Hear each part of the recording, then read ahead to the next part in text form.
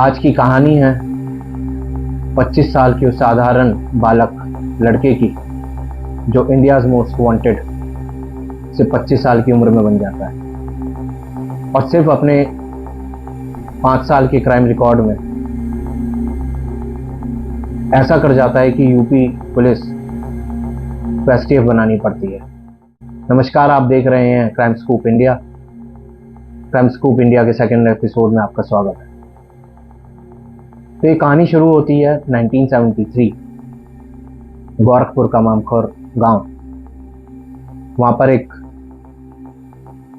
Teacher, सरकारी teacher, उनके घर में एक लड़का शिव प्रकाश शुक्ला, उनकी एक बेटी, उनकी पत्नी सुखी जीवन जी रहे थे।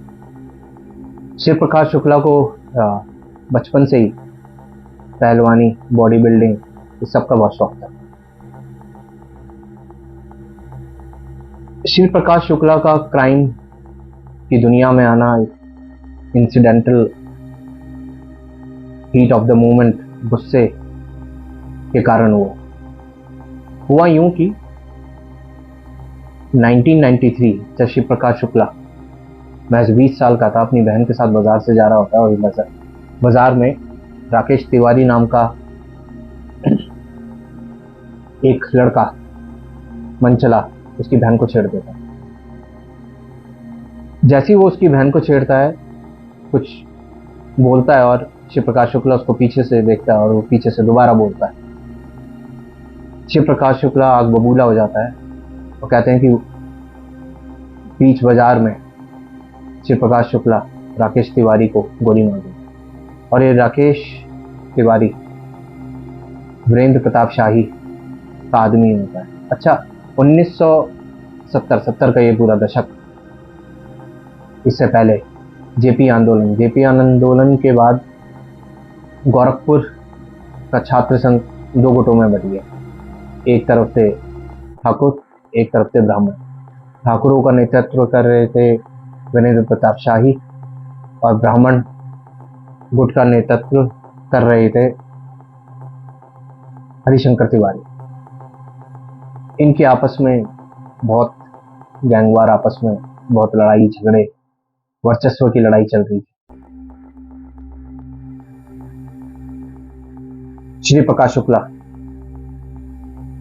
शुक्ला एक ब्राह्मण फैमिली से था, तो हरिशंकर तिवारी उसको बचाने के लिए आ जाते हैं और मर्डर करने के बाद, क्योंकि ये हैबिचुअल क्रिमिनल नहीं था तो इसको डर भी लग जाता है। अपने को कमरे में बंद कर लेता है। श्री प्रकाश शुक्ला कहते हैं कि बहुत रोया था। उसके पिताजी कहते हैं कि जाके सरेंडर करो थाने में। इसी बीच घर के दरवाजे में कोई आता है, खटखट की आवाज आती है। शिव प्रकाश शुक्ला दोनों एक ही नाम है। कि पिताजी गेट पे जाते हैं और देखते हैं कि हरिशंकर तिवारी अपने कुछ लोगों के साथ वहां आए हुए। हरिशंकर तिवारी अंदर आते ही कहते हैं कि टेंशन लेने की कोई बात नहीं है, इसने जो किया सही किया, अब इसके आगे की जिम्मेदारी हमारी। क्योंकि वीरेंद्र प्रताप शाही के लोग भी इसको ढूंढ रहे थे, क्योंकि इसने हत्या कर दी थी उन्हीं के एक आदमी की। तो हरिशंकर तिवारी ने बोला कि इसको बैंकॉक भेज देते हैं, अभी थोड़े टाइम के लिए इसका बाहर जाना ही सही रहेगा।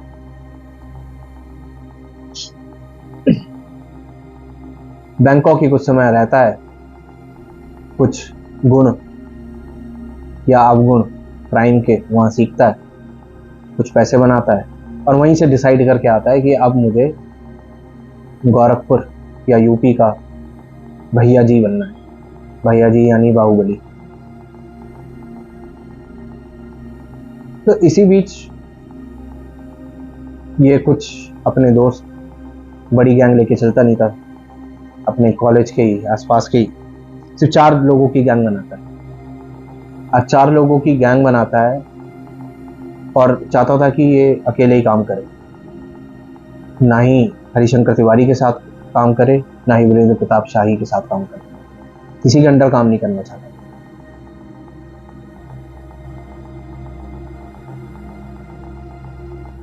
बिहार के बाहुबली तब गोरखपुर पे बहुत नज़र रखते थे। गोरखपुर पे नज़र रखने का उनका मकसद ये था कि उत्तर पूर्व रेलवे का हेडक्वार्टर यहाँ था, और जितने भी ठेके यूपी बिहार से जाते थे तो यूपी बिहार के लिए होते थे, तो यहीं से टेंडर निकलता था, जिन पे पूरा का पूरा राज वीरेंद्र प्रताप शाही और हरिशंकर तिवारी का होता था।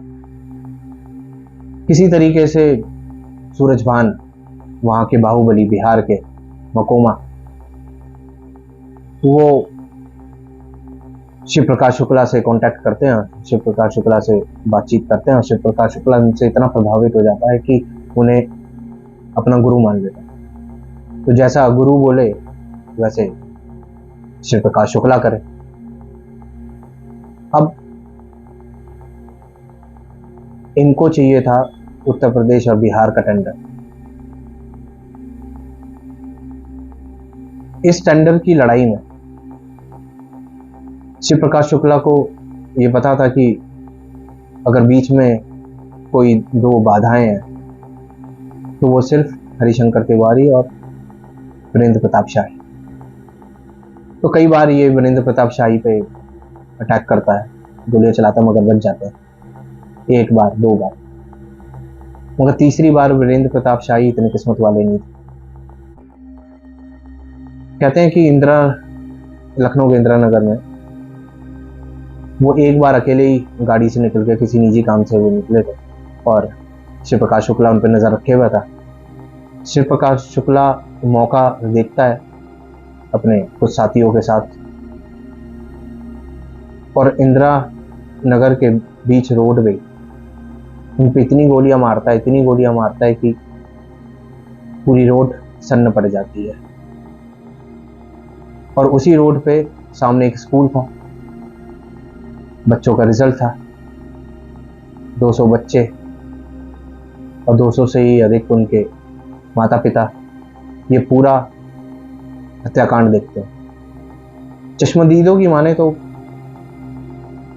कहते हैं कि इसने पहले एक पूरी मैगजीन खाली करी, फिर दूसरी मैगजीन खाली करी, फिर जब भरोसा नहीं हुआ कि मरा है कि नहीं मरा, फिर से एक और मैगजीन खाली करी। अच्छा, इस बीच कंफ्यूजन हो गया कि हार्ट कहाँ होता है, तो उलट पलट के जहां भी बीच में, सर पे, पांव पे, हर जगह वीरेंद्र शाही की गोली मारता है। और इसका मकसद था कि पूरा शहर, पूरा यूपी ये जाने की वीरेंद्र शाही की हत्या हो गई। और ऐसा हुआ भी। वीरेंद्र शाही की हत्या के तुरंत बाद हरिशंकर तिवारी ने खुद से टेंडर लेना बंद कर दिया, और सिर्फ एक तरफ पूरे यूपी में, बिहार में, अब यूपी में ये नाम हो गया कि एक नया भैया जी, रंगबाज शिव प्रकाश शुक्ला का जन्म हुआ है। 1997 में वीरेंद्र प्रताप शाही की हत्या करने के बाद इसके हौसले और बुलंद हो गए। अब इसका डंका बिहार तक बजने लगा। 13 जून 1998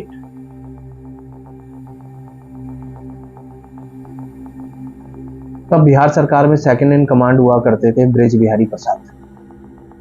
वो अक्सर इंदिरा गांधी हॉस्पिटल पटना में अपना इलाज के लिए जाया करते थे, और एक रोज ऐसा ही होता है, वो अपने इलाज के लिए अपने सुरक्षा कर्मियों के साथ आते हैं, और वहीं से AK-47 से एकाएक इन पे कई गोलियां चलाते हैं।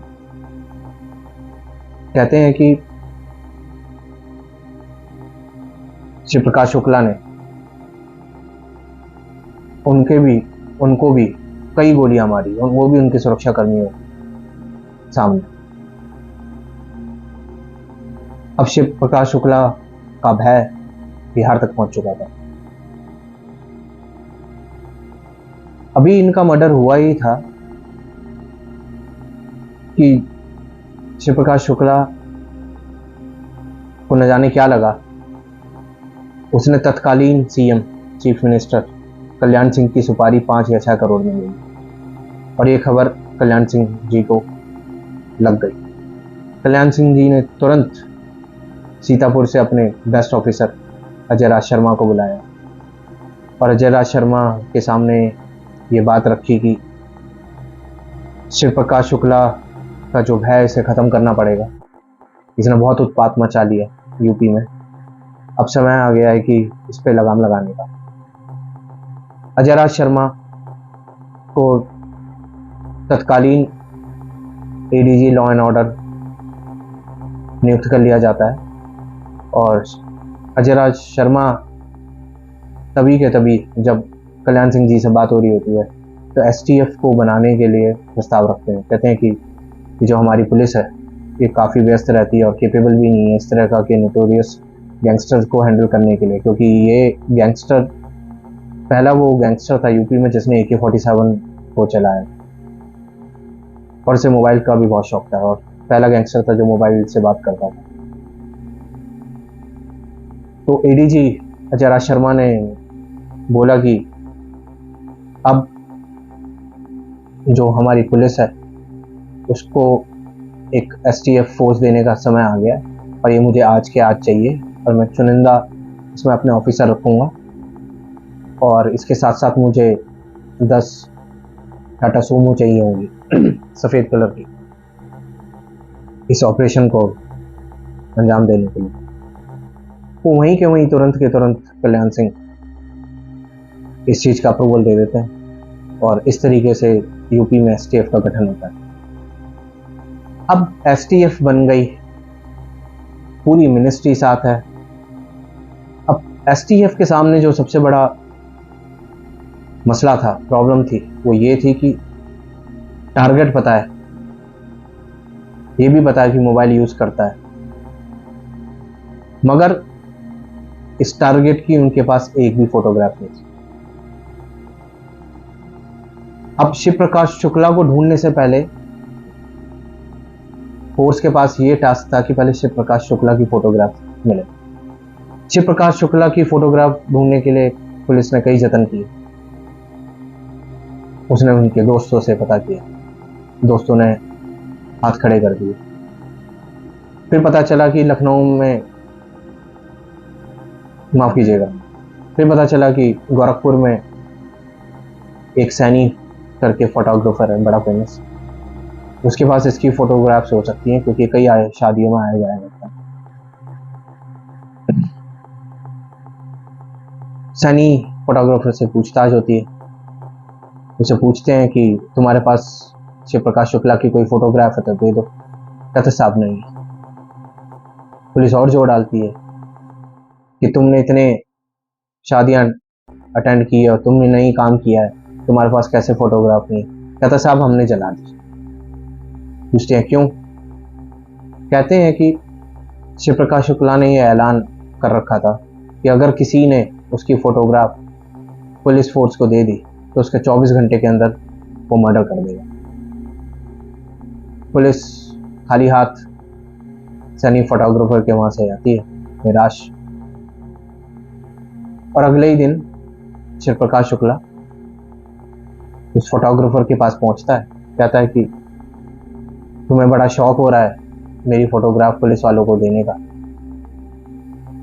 फोटोग्राफर कहता है नहीं भैया, हमने तो ऐसी कोई फोटोग्राफ नहीं दी, हमने तो आपके कहने पे सारी फोटोग्राफ जला दी। मगर शिव प्रकाश शुक्ला को इस बात का भरोसा नहीं था और वो उसको 3 या 4 गोलियां मारी। अब ये पहले सुलझ ही नहीं रही थी कि शिव प्रकाश शुक्ला की फोटोग्राफ कहां से मिली। तभी हजरतगंज के सीईओ राजेश पांडे, उनको कहीं से खबर लगती है कि शिव प्रकाश शुक्ला का एक बहनोई लखनऊ में ही रहता है और वो 6 महीने पहले किसी बर्थडे पार्टी में अपनी भांजी शिव प्रकाश शुक्ला की भांजी की बर्थडे पार्टी में आया था, तो उनसे क्यों ना पता किया। दबिश होती है, पुलिस जाती है उस घर पे, उनको डराती है, धमकाती है, बोलती है कि फोटोग्राफ दो।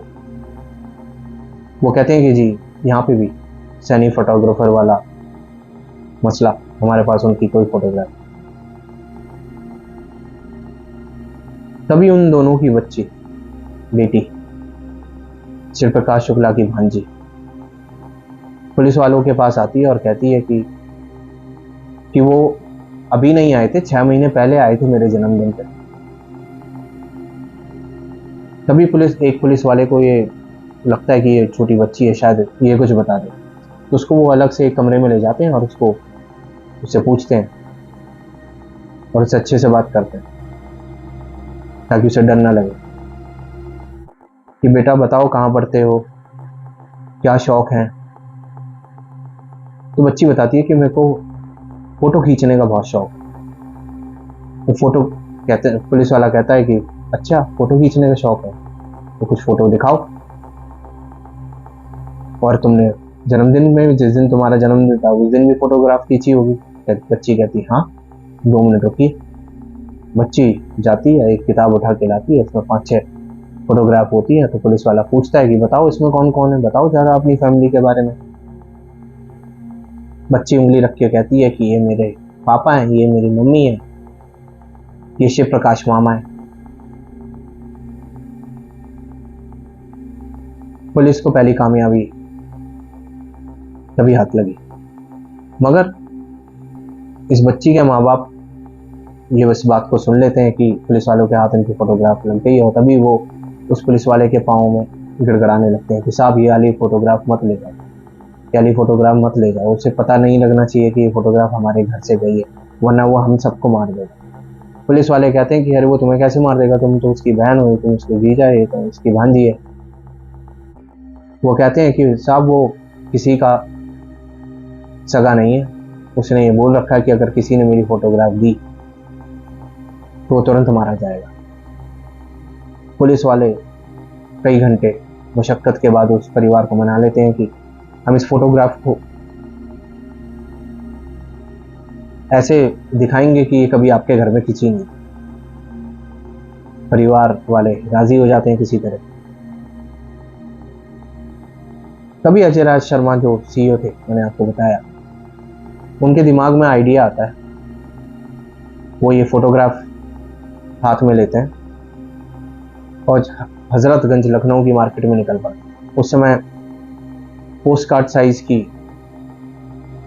हीरो हीरोइन की फोटोग्राफ पोस्ट कार्ड साइज की बड़ी फेमस हुआ करती थी, बहुत आसानी से बाजारों में मिल जाती। तो एक जगह देखते हैं कि बहुत सारे हीरो हीरोइन की फोटोग्राफ लगी हुई है।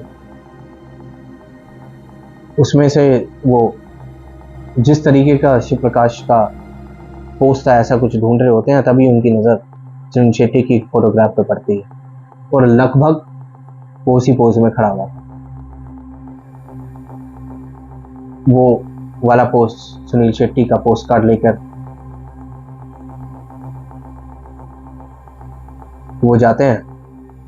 तब लखनऊ हजरतगंज में सिर्फ एक कलर फोटोकॉपी की एक दुकान हुआ करती थी। वो वहां जाते हैं, उसको बोलते हैं कि ये वाली फोटोग्राफ है, इसमें से इसकी गर्दन काटते हैं, इसमें चिपकाते हैं और इसकी 200 कॉपियां निकाल के दे दो।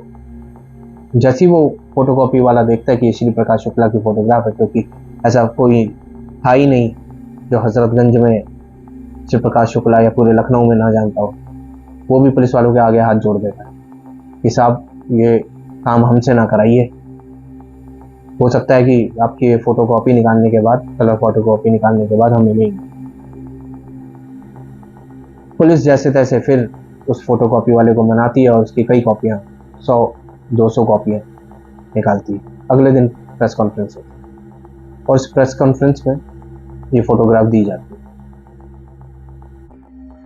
और लगभग ये फोटोग्राफ ऐसी लगती है जैसे असल में खींची है और कई अखबारों की सुर्खियां बन जाती है इस फोटोग्राफ के साथ। शिव प्रकाश शुक्ला को कहते हैं कि सुर्खियों में रहने का बहुत शौक था। उसने कुछ लोग लगा रखे थे जो सिर्फ उसके लिए अखबार पढ़ा करते थे और ये बताते थे आज आपकी इस जगह पे खबर आई है, आपकी ये खबर आई है। तभी उसे एक फोन आता है ऐसे ही किसी अपने गुर्गे का कि भैया आपकी फोटोग्राफ आई है। शिव प्रकाश शुक्ला कहता ऐसा हो ही नहीं सकता कि कोई हमारी फोटोग्राफ दे दे। कहते नहीं भैया ये आप ही हैं, हम जानते हैं और हम आपको इसकी कटिंग करके सारी फोटोग्राफ की सारे न्यूज़पेपर से निकाल के दे दें। वो बताता है फलाना फलाना जगह दे देना, हम देंगे। अगर आप उस फोटोग्राफ को ढंग से देखें तो शिव प्रकाश शुक्ला की शायद एक या दो ही फोटोग्राफ इंटरनेट पे अवेलेबल है। अगर उसे ढंग से देखें तो हल्की सी उसकी गर्दन यहाँ से थोड़ी साइड हुई हुई है, जो कि लगता है कि एडिट की हुई है, मगर उस समय इतनी टेक्नोलॉजी नहीं थी तो उसे भी शक नहीं गया, तो वो मान जाता है कि हाँ उसी की फोटोग्राफ। अब उसके पास एसटीएफ के पास उसकी फोटोग्राफ भी थी, अब लोग जानते भी हैं। अब दूसरी प्रॉब्लम ये आई एसटीएफ के आगे कि शिव प्रकाश शुक्ला मोबाइल का यूज करता है। 1997 में पहली बार लखनऊ में मोबाइल आया, मोबाइल के टावर आए और ये शिव प्रकाश शुक्ला ने मोबाइल का यूज करना शुरू किया। और उसके बारे में पता कैसे चला, ना ही सिर्फ मोबाइल और AK-47 का भी कैसे पता चला। लखनऊ में विधानसभा से कुछ 100-200 मीटर दूर एक होटल है, दिलीप होटल। उस दिलीप होटल में 4 कॉन्ट्रैक्टर, गवर्नमेंट कॉन्ट्रैक्टर अपने 4 दोस्तों के साथ टोटल 8 जन एक कमरे में पार्टी कर रहे थे। और शिव प्रकाश शुक्ला इस बात से नाराज था कि इस कॉन्ट्रैक्टर को ये टेंडर मिल कैसे गया। शिव प्रकाश शुक्ला अपने लोगों के साथ हाथ में AK-47 लिए दिलीप होटल के अंदर घुसता है, उस कमरे में घुसता है। अंदर घुसते कहता है मेरा नाम श्री प्रकाश शुक्ला है, और जो उसके 4 दोस्त होते हैं उन्हें कहता है कि कमरे से बाहर निकल जाए।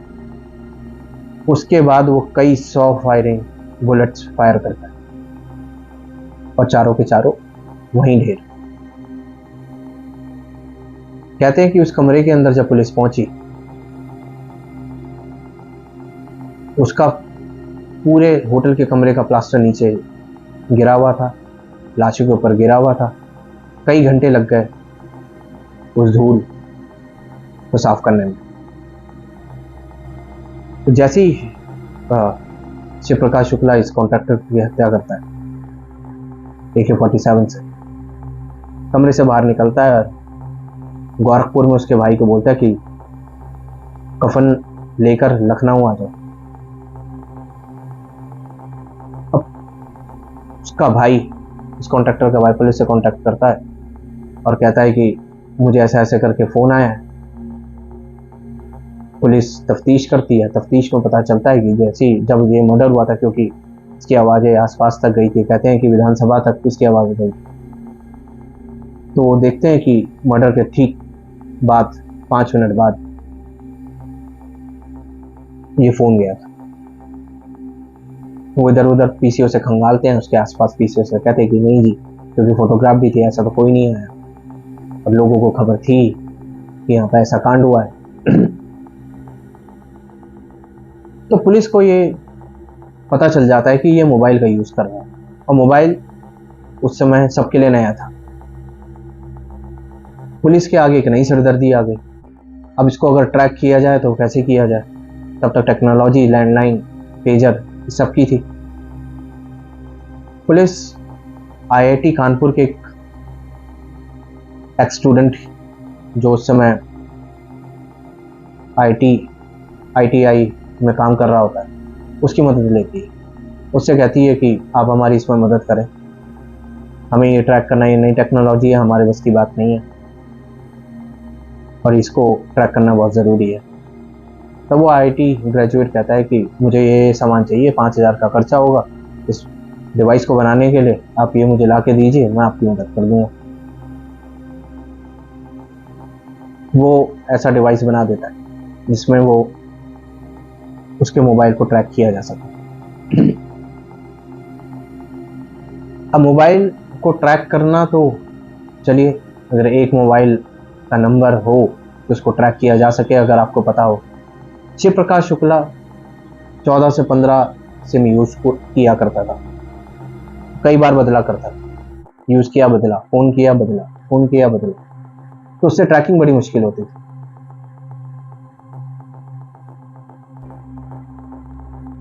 मगर शिव प्रकाश शुक्ला एक बार एक बड़ी गलती कर देता है।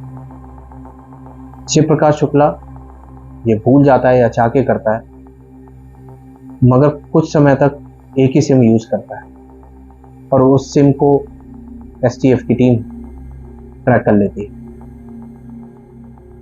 और वो ट्रैक करने की अलग कहानी है। एडीजी अजय राज शर्मा का एक इंटरव्यू है जिसमें उन्होंने बताया कि एक उनके मित्र डॉक्टर मित्र कार्डियोलॉजी डिपार्टमेंट के हेड, उनके भी एक मित्र आरिफ बिल्डर, वो डॉक्टर साहब के पास जाते हैं और रोने लगते हैं कि मेरे पास शिव प्रकाश शुक्ला का फोन आया था और वो ऐसे ऐसे मुझे धमकी दे रहा है। वो कहते हैं, डॉक्टर साहब कहते हैं कि चिंता ना करें, एडीजी लॉ एंड ऑर्डर हमारे मित्र हैं, अभी हम उनसे बात करते हैं, आपकी मुलाकात कराते हैं, कुछ नहीं होगा। एडीजी साहब को फोन करते हैं, डॉक्टर साहब कहते हैं कि आपसे मिलना है। एडीजी साहब तुरंत रात को ही उन्हें बुला लेते हैं। आरिफ बिल्डर कहानी बताते हैं। आरिफ बिल्डर कहते हैं कि फोन उठाते हुए शिव प्रकाश शुक्ला ने जो गालियां दी उन्होंने आज तक नहीं सुनी थी। धमकी ये देते हैं कि तेरी जितनी भी प्रॉपर्टी है, तेरी जितनी भी कमाई है, उसका 10% मुझे भिजवा दियो।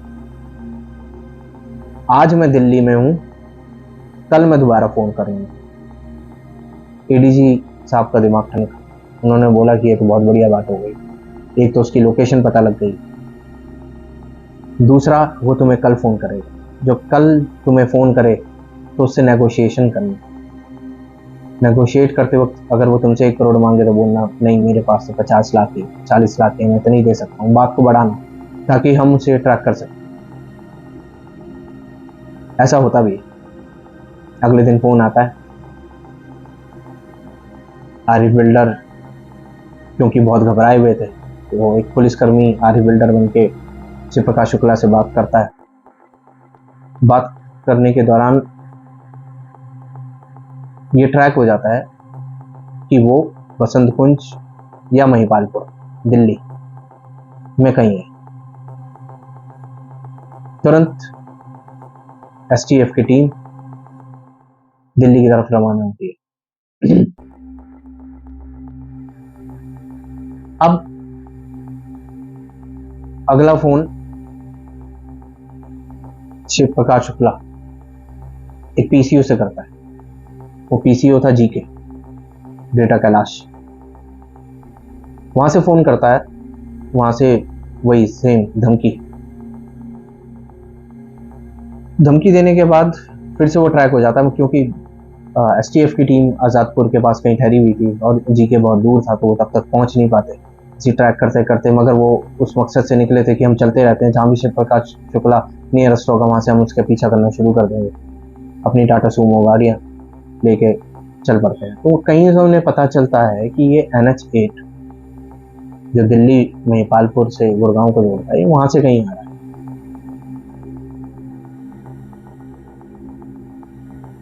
और ये भी खबर मुखबिरों से पता चल जाती है।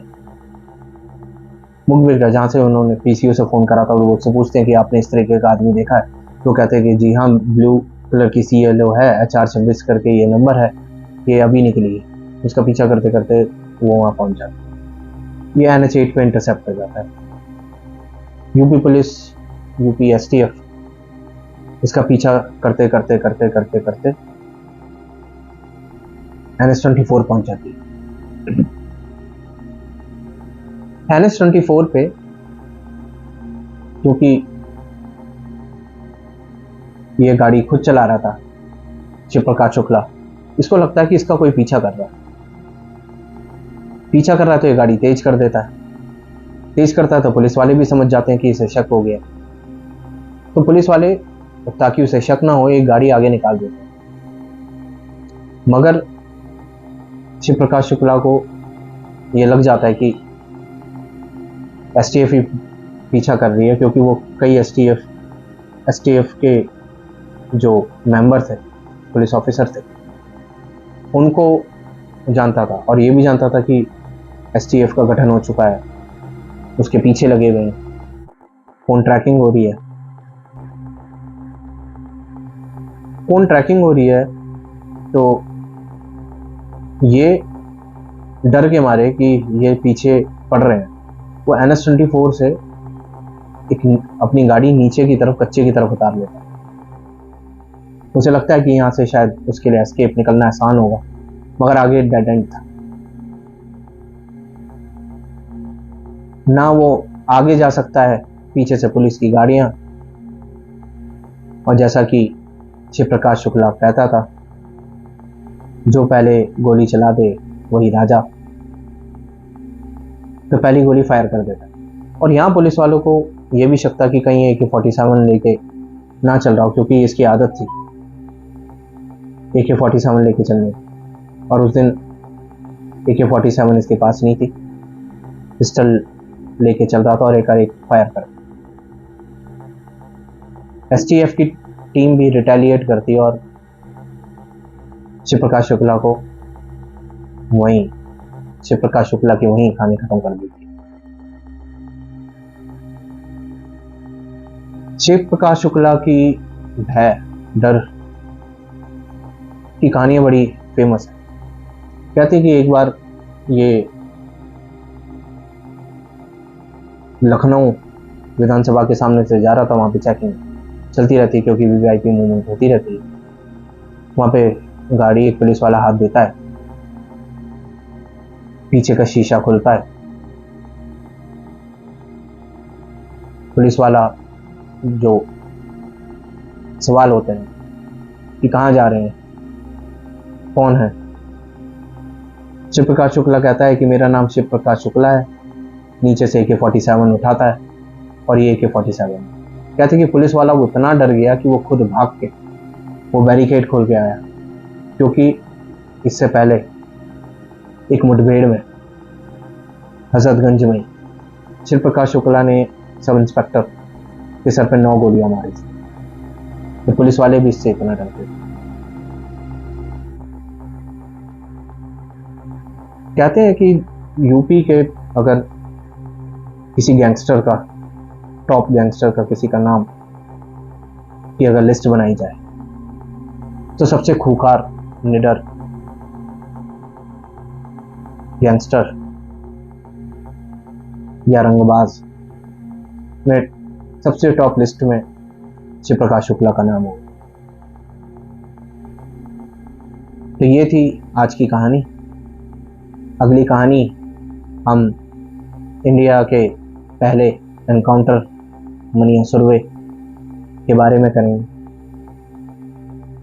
हमारे चैनल को लाइक, सब्सक्राइब और कमेंट ज़रूर करें और बताएं कि आपको ये कहानियाँ कैसी लगती हैं। अगर आपको कोई कहानी सुननी हो क्राइम से रिलेटेड तो ज़रूर कमेंट करके बताएं। धन्यवाद।